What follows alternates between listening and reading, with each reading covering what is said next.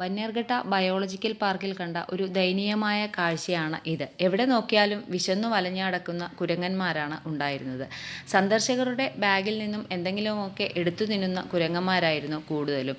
ഒന്ന് അങ്ങോട്ടോ ഇങ്ങോട്ടോ തിരിഞ്ഞാൽ ബാഗിൻ്റെ സിബ്ബ് കറക്റ്റായിട്ട് തുറന്ന് അതിലിരിക്കുന്ന സ്നാക്സും പഴങ്ങളും എടുത്ത് കഴിക്കുകയാണ് ഇവരുടെ മെയിൻ ഡ്യൂട്ടി.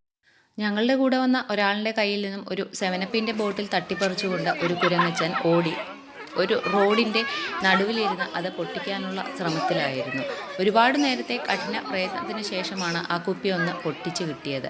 ഒരു കുരങ്ങൻ്റെ കയ്യിൽ ഒരു കുപ്പി കണ്ടപ്പോൾ പല കുരങ്ങന്മാരും പല സ്ഥലത്തായിട്ട് നിലയുറപ്പിച്ചിട്ടുണ്ടായിരുന്നു. അതിൽ നിന്ന് ഒരല്പം വെള്ളം കിട്ടുമോ എന്നറിയാൻ വേണ്ടി.